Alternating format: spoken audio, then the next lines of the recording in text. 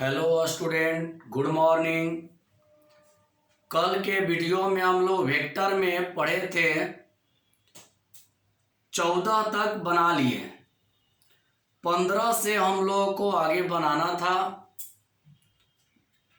लेकिन 15 नंबर जो प्रश्न है आज मैं नहीं बना पा रहा हूं क्योंकि उदाहरण में बना दिए। कब बनाए हैं जानिए। एक बार थ्योरी में पढ़ा रहे थे अंतः विभाजन और बाह्य विभाजन, तो अंतः विभाजन पढ़ाए थे, बाह्य विभाजन पढ़ाए थे। वहीं पर जो उदाहरण दिए थे अंतः विभाजन और बाह्य विभाजन का जो उदाहरण था वही क्वेश्चन नंबर 15 दिए थे। तो बाबू उदाहरण में बन गया है, तो आप लोग जरूर मिलाइएगा अंतः विभाजन और बाह्य विभाजन। अंतः विभाजन और बाह्य विभाजन का जो उदाहरण है वही आप लोगों का है क्वेश्चन नंबर 15। तो चलते हैं 16 नंबर से। देखिए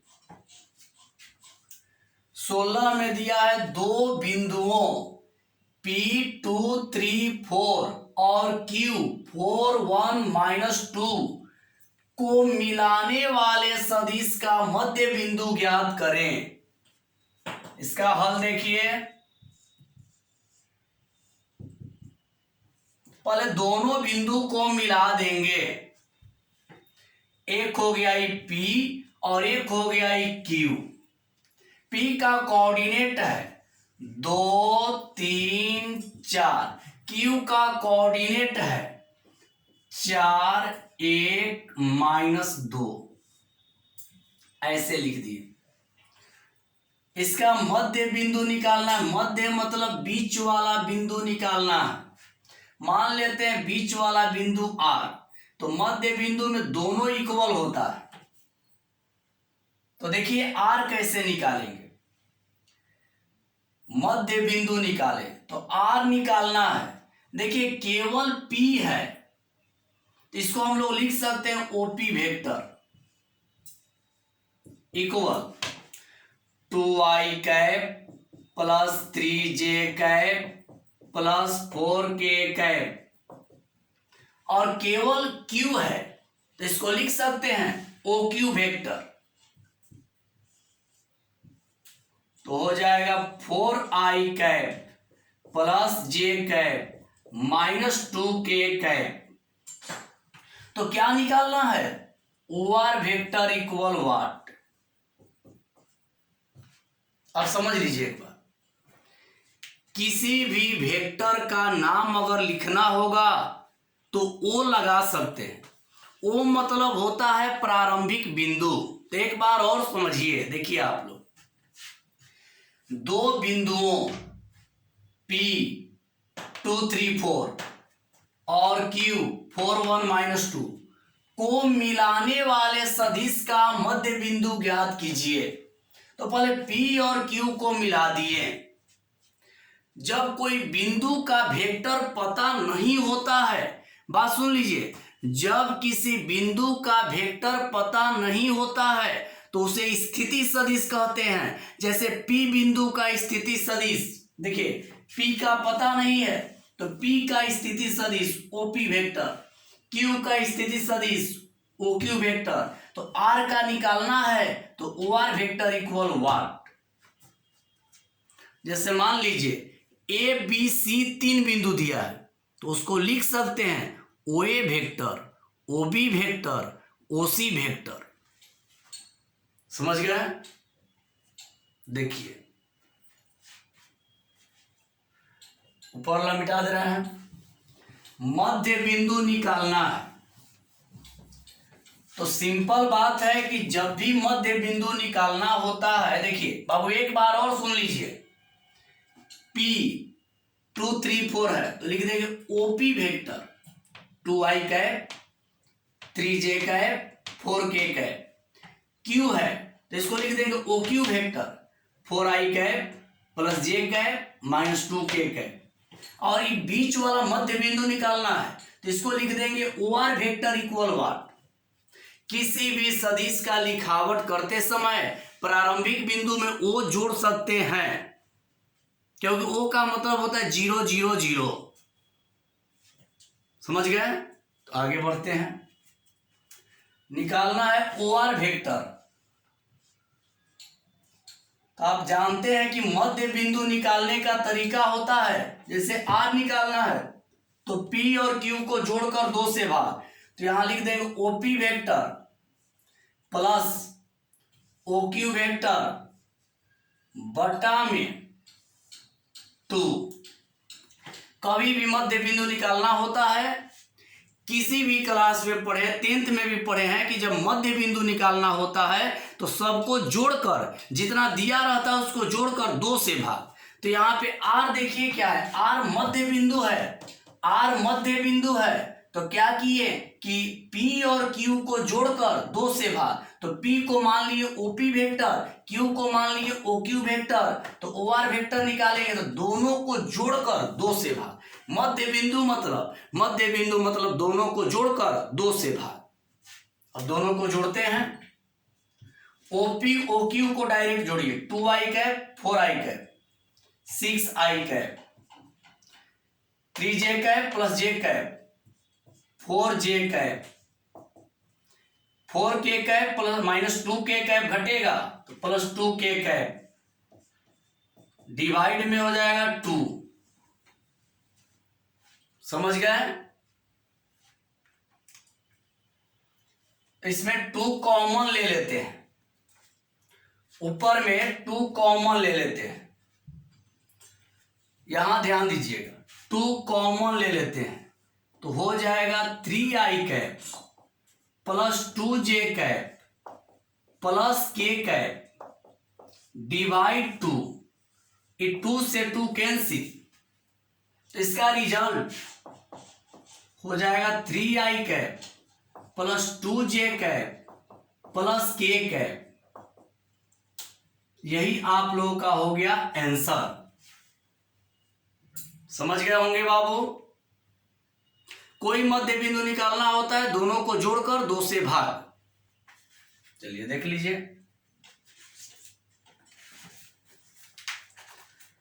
देख लीजिए आप लोग। इसके बाद अगला आप लोगों को हम बतलाएंगे प्रश्न 17 नंबर।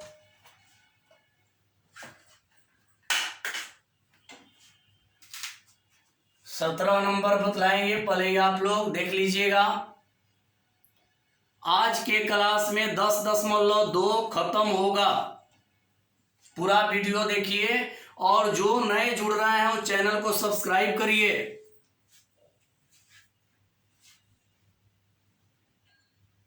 तो पूरा मिटा देते हैं।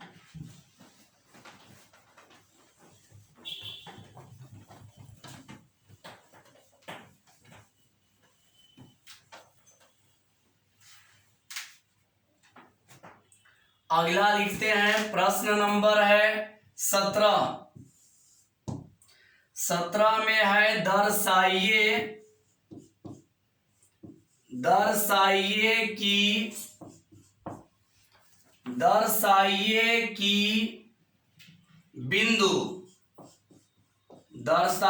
कि बिंदु कैपिटल A कैपिटल B और कैपिटल C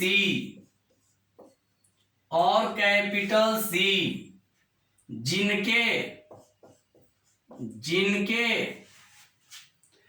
स्थिति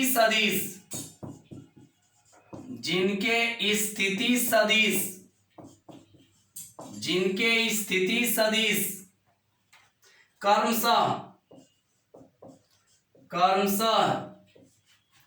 A vector equal 3i cap minus 4j cap minus 4k cap comma B vector equal 2i cap minus j cap plus k cap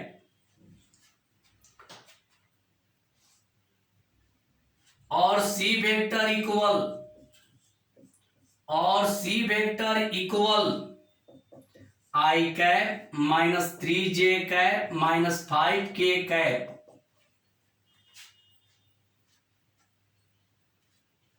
है। एक समकोण त्रिभुज के एक समकोण त्रिभुज के एक समकोण त्रिभुज के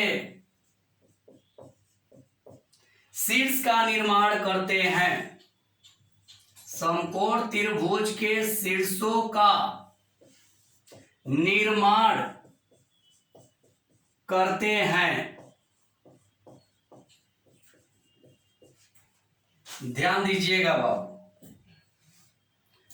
ए वेक्टर का वैल्यू है 3i cap minus 4j cap minus 4k cap, b vector है 2i cap minus j cap plus k cap, और सी वेक्टर है i cap minus 3j cap plus minus 5k cap.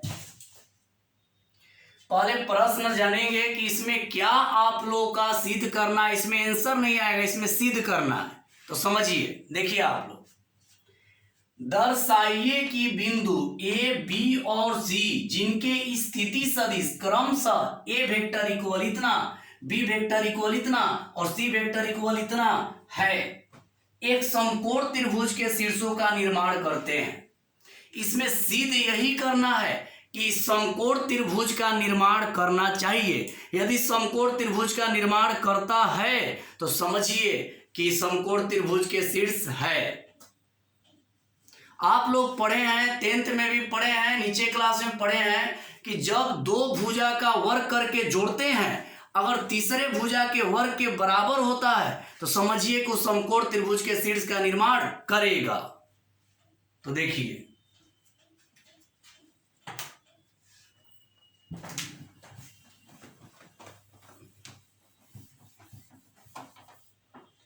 तीनों दिया है, इसका नियम देखिए। पहले हल में देखिए, ए वेक्टर का मॉड निकालेंगे। ए वेक्टर का मॉड देखिए, यही है ए वेक्टर। ए वेक्टर का मॉड करेंगे तो ए वेक्टर का मॉड में हो जाएगा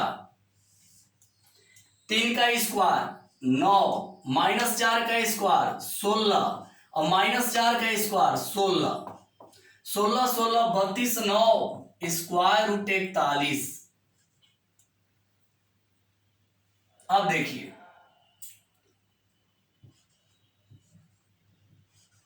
बी वेक्टर का मॉड करेंगे 2 का स्क्वायर 4 माइनस 1 का स्क्वायर 1 फिर के 1 हो जाएगा स्क्वायर रूट 6।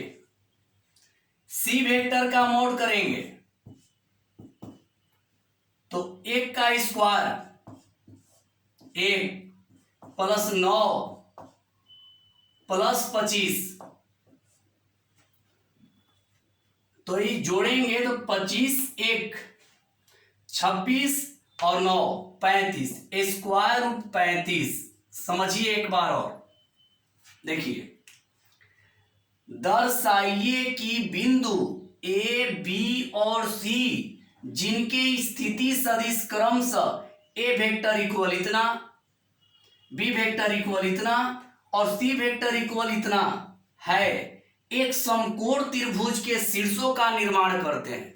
सिद्ध करना है कि एक समकोण त्रिभुज के शीर्ष का निर्माण कर रहा है। तो आप लोगों को जानकारी के लिए बतला दे, कल बोले थे कि कभी भी सदिश में मान निकालना होता है तो मॉड कर देते हैं। पूरे सदिश में जब भी मान निकालना होगा तो मॉड कर देते हैं।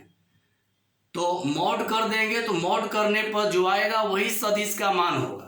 तो देखिए आप लोग, पहले ए वेक्टर दिया है तो ए वेक्टर का मॉड कर दिया। देखिए, ए वेक्टर का मॉड 3 का वर्ग 9, 4 का वर्ग 16, 4 का वर्ग 16, 16 16 32 9 41। फिर बी वेक्टर का मॉड कर दिए 2 का वर्ग 4, 1 का वर्ग 1 और फिर 1 का वर्ग 1, 4 1 5 1 6 स्क्वायर रूट 6। फिर सी वेक्टर का मॉड कर दिए 1 का वर्ग 1, 3 का वर्ग 9, 5 का वर्ग 25, तो इतना आ गया। समकोण त्रिभुज का नियम होता है कि 2 को का वर्ग करके जोड़ते हैं, यदि तीसरे के वर्ग के बराबर हो तो उसे समकोण त्रिभुज कहते हैं। देखिए इसका जवाब यहां लिख रहा है बाबू, देखिएगा,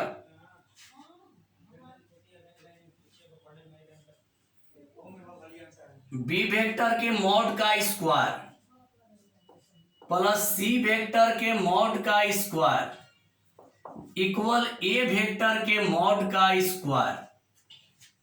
ये नीचे लिख दे रहे हैं।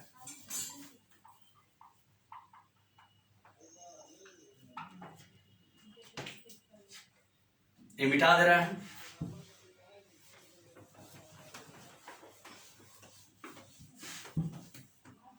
देखिए आप लोग, चूंकि बी वेक्टर के मॉड का स्क्वायर प्लस सी वेक्टर के मॉड का स्क्वायर इक्वल ए वेक्टर के मॉड का स्क्वायर। देखिए कैसे, बी वेक्टर के मॉड का स्क्वायर करिए 6 आएगा, सी वेक्टर के मॉड का स्क्वायर करिए 35 आएगा, ए वेक्टर के मॉड का स्क्वायर करिए तो 41 आएगा। तो ये 41 इक्वल 41,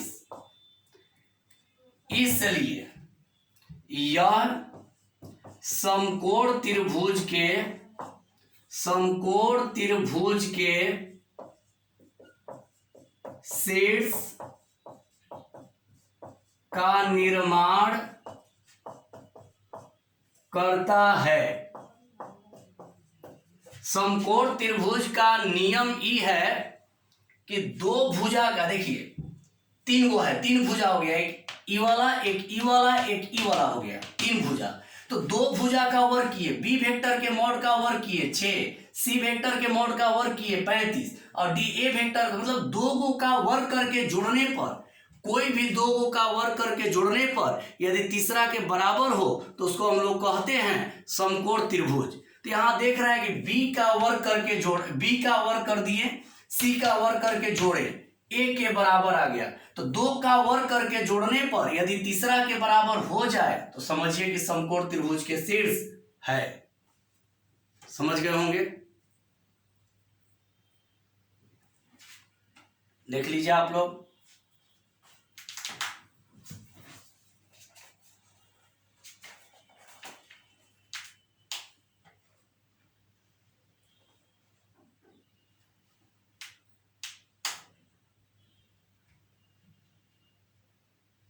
ऊपरला मिटा दे रहे हैं।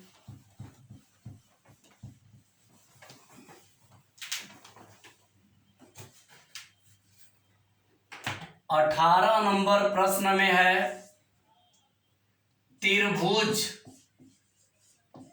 त्रिभुज एबीसी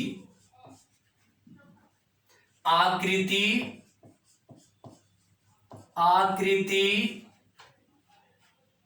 10.18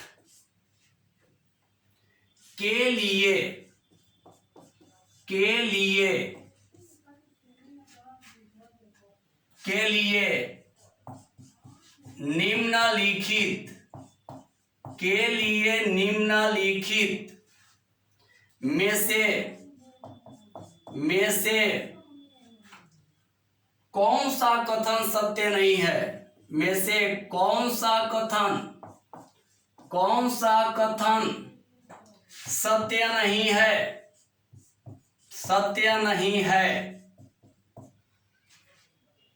ए ऑप्शन,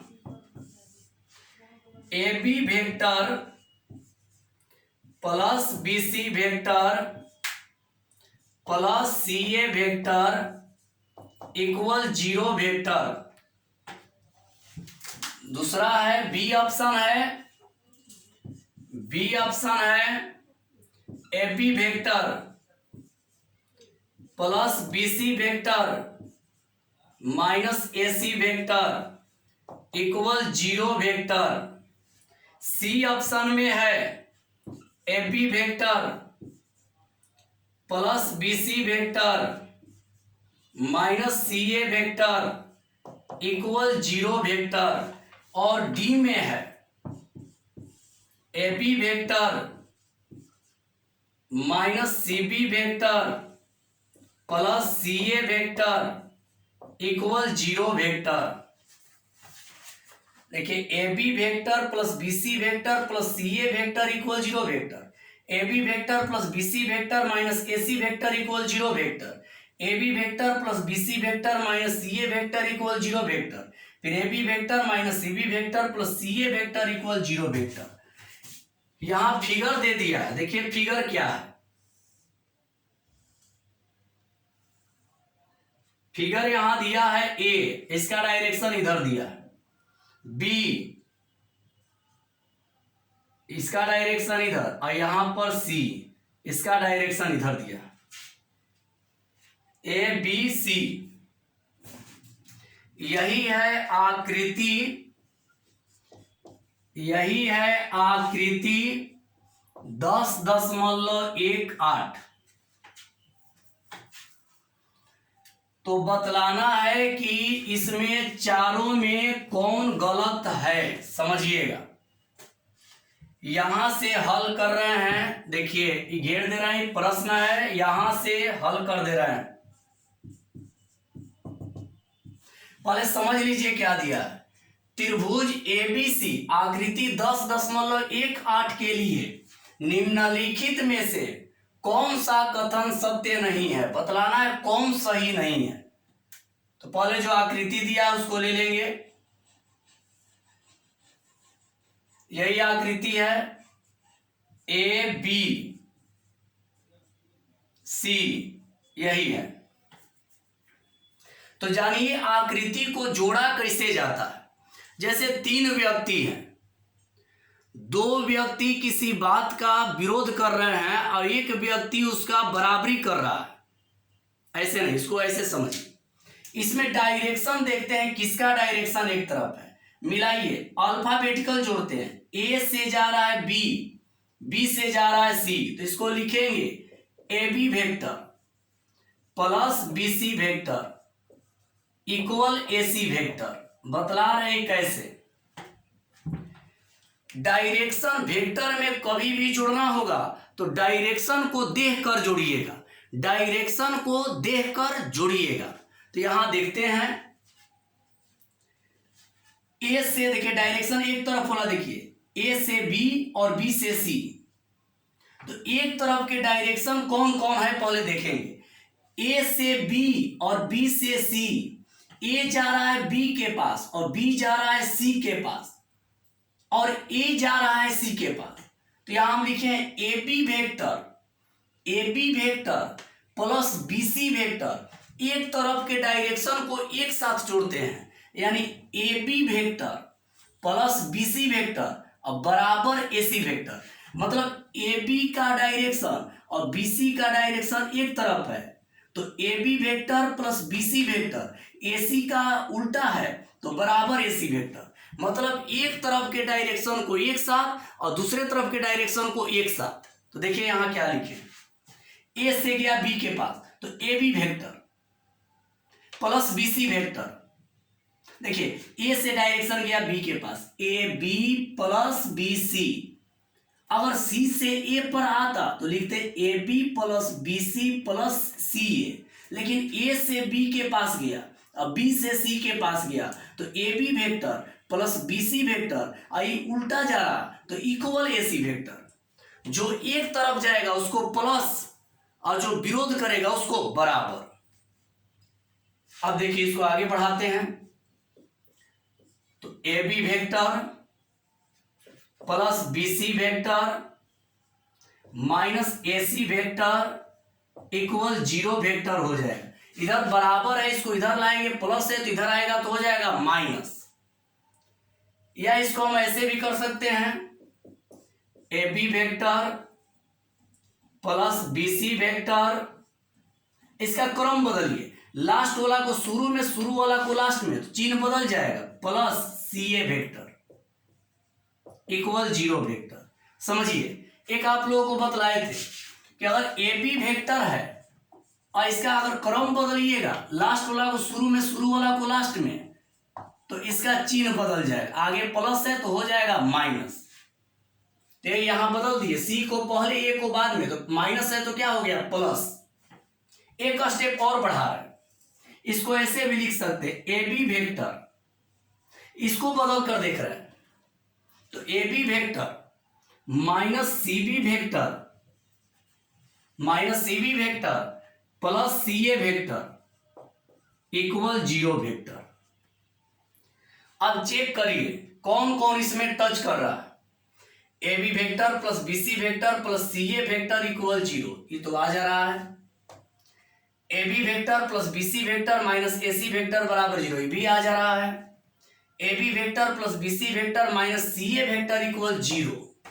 जब सी ए होगा तो यहां प्लस होगा, जबकि यहां पर क्या है माइनस, तो सही इसका हो गया सी। देखिए क्या कह रहा था, इसमें बतलाना है कौन सा कथन सत्य नहीं है। तो इस सब में मिलाइए, 1 2 3 4, चारों को इससे मिलाइएगा और जो गलत आएगा उसी पर ट्रिक लगा देंगे। तो सी ए जब होगा तो प्लस होगा, जबकि इसमें सी ए पर माइनस दे दिया, इसका मतलब गलत जवाब हो गया सी। तो मेरे प्यारे स्टूडेंट, एक प्रश्न आप लोगों को 10.2 में छोड़ रहे हैं जो कि संरेख पर है। संरेख पर एक प्रश्न आप लोगों का छोड़ रहे हैं, वो आप लोग संरेख का परिभाषा पढ़ाए हैं, उस पर आप लोग देख लीजिएगा और उसको बना लीजिएगा। वो प्रश्न नंबर है 19 और ये 18 तक देख लीजिएगा। 19 आप लोगों के लिए है, नहीं आएगा तो कल के वीडियो में समझा देंगे और कल आप लोगों का 10.3 का थ्योरी चलेगा। तो आज के लिए बाबू इतना ही, इसको अच्छा से देखिए और पूरा वीडियो देखिए और जो नए जुड़ रहे हो सब्सक्राइब करिए।